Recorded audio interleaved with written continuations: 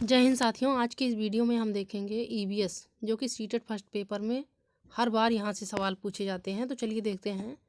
पहला है सलाद। सलाद दिखने में भालू की तरह होते हैं पर ये भालू से अलग होते हैं। सलाद जो है दिन में करीब 17 घंटे जो है पेड़ों से लटक कर सोते रहते हैं तथा ये बहुत आलसी प्रवृत्ति के होते हैं। ये सप्ताह में एक बार ही सोच के लिए पेड़ से नीचे उतरते हैं तथा जिस पेड़ में ये रहते हैं उसी के पत्ते खाकर अपना पेट भरते हैं। इनका जीवन काल 40 वर्ष का होता है तथा ये अपने जीवन काल 40 वर्ष के जीवन काल में सिर्फ 8 पेड़ों पर ही घूमते हैं, यानी कि अपने जीवन काल में केवल 8 पेड़ों पर ही जाते हैं। अब अगला देखते हैं बाघ। बाघ अंधेरे में हमसे 6 गुना बेहतर देख सकता है। बाघ की मूछें हवा में हुए कंपन को भांप लेती हैं, जिससे उसे शिकार की सही स्थिति का पता चल जाता है और इससे वो अंधेरे में रास्ता ढूंढ लेता है। बाघ अपने इलाके में मूत्र करके अपनी गंध छोड़ता है तथा दूसरा बाघ इस गंध को तुरंत पहचान लेता है। बाघ मौके के अनुसार अपनी आवाज़ बदलता रहता है, यानी कि जहाँ पे जो मौका पड़ेगा वहाँ पे वो बाघ जो है अपना आवाज़ जो है बदल लेता है। बाघ का गुर्राना 3 किलोमीटर दूर तक सुना जा सकता है। बाघ के दोनों कान बाहर की आवाज़ इकट्ठा करने के लिए अलग अलग दिशाओं में बहुत ज़्यादा घूम भी जाते हैं। बाघ हवा से पत्तों के हिलने और शिकार की झाड़ियों में हिलने से हुई आवाज़ के अंतर को तुरंत भांप लेता है। अब अगला देखते हैं चींटियाँ।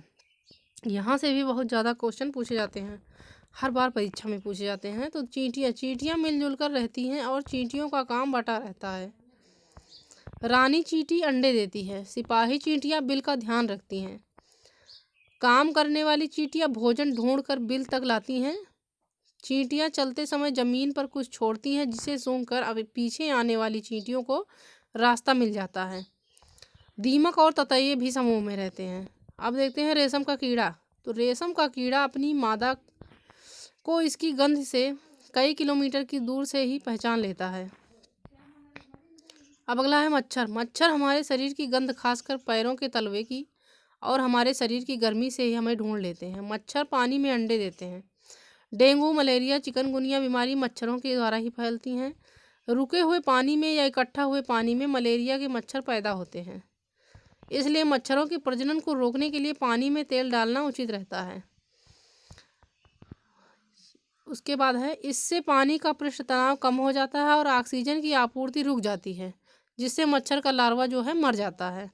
यानी कि अगर मच्छर को रोकना है तो या फिर पानी का जमाव जो है कम किया जाए और वहाँ पे साफ़ सफाई रखी जाए, या फिर मच्छर के प्रजनन को रोकने के लिए पानी में तेल डाल देना चाहिए। अब अगला देखते हैं हाथी। तो हाथी को पानी और कीचड़ में खेलना बहुत पसंद है, इससे उसके शरीर को ठंडक मिलती है।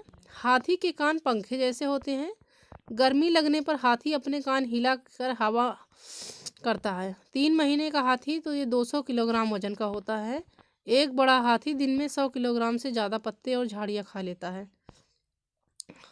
हाथी बहुत कम आराम करता है, एक दिन में केवल 2 से या 4 घंटे सोता है। हाथी परेशानी आने पर एक दूसरे की मदद भी करते हैं। हाथी का झुंड में केवल हथिनियाँ और बच्चे ही रहते हैं। झुंड की सबसे बुजुर्ग हथिनी ही पूरे झुंड की नेता होती है।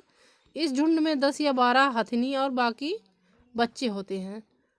14-15 साल तक हाथी इस झुंड में रहता है, फिर वह झुंड छोड़कर चला जाता है।